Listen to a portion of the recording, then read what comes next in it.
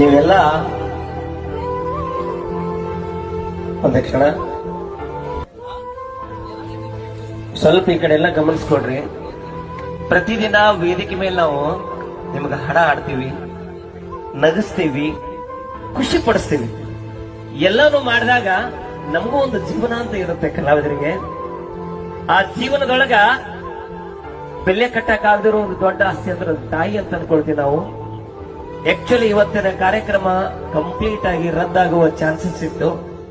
ಯಾಕಂತ ಹೇಳ್ಬಿಡ್ತೀನಿ, ಇಲ್ಲಿ ತನಕ ನೀವೆಲ್ಲರೂ ಏನು ಇಷ್ಟು ಖುಷಿ ಪಟ್ರಿ, ಕುಣಿದಾಡಿದ್ರಿ, ಎಂಜಾಯ್ ಮಾಡಿದ್ರಿ, ನಕ್ರಿ, ಒಳಗದ ಎಂತ ನೋವು ತುಂಬಿಕೊಂಡಂದ್ರ ಅಲ್ಲಿ ತನ್ನ ಹೆತ್ತ ತಾಯಿಯನ್ನ ಹಾಸ್ಪಿಟಲ್ ಒಳಗ ದವಾಖಾನೆ ಒಳಗ ಮನಗಿಸಿ ಅದ ಇಲ್ಲಿ ವೇದಿಕೆ ಮ್ಯಾಗ ಬಂದು ನಿಮಗೆ ಮನರಂಜನೆ ನೀಡ್ತಾರ. ನಿಜವಾಗ್ಲೂ ನಾನೇನು ಕ್ಷಮೆ ಕೇಳ್ತೀನಿ ಮೈಲಾರಿ, ಐ ಆಮ್ ಸಾರಿ. ಯಾಕಂದ್ರ ಕಮಿಟಿಗೆ ಬಾಳ್ ರಿಕ್ವೆಸ್ಟ್ ಮಾಡ್ತೀನಿ, ಇವತ್ತು ಬಿಟ್ಟು ಬಿಡ್ರಿ ಸರ್, ನೀವು ರೊಕ್ಕ ಕೊಡುದಿಲ್ಲ ನಮ್ಗೇನು ಬೇಡ, ಬಿಟ್ಟು ಬಿಡ್ರಿ, ಇವತ್ತು ನಮ್ಮ ಕಾರ್ಯಕ್ರಮ ಮಾಡೋದಿಲ್ಲ. ಯಾಕಂದ್ರೆ ದಿನಪ್ರತಿ ಮಾಡ್ತಿರ್ತೀವಿ. ಆದ್ರೆ ಕಲಾವಿದರಿಗೆ ನೋವು ಅಂತ ಬಂದ್ರ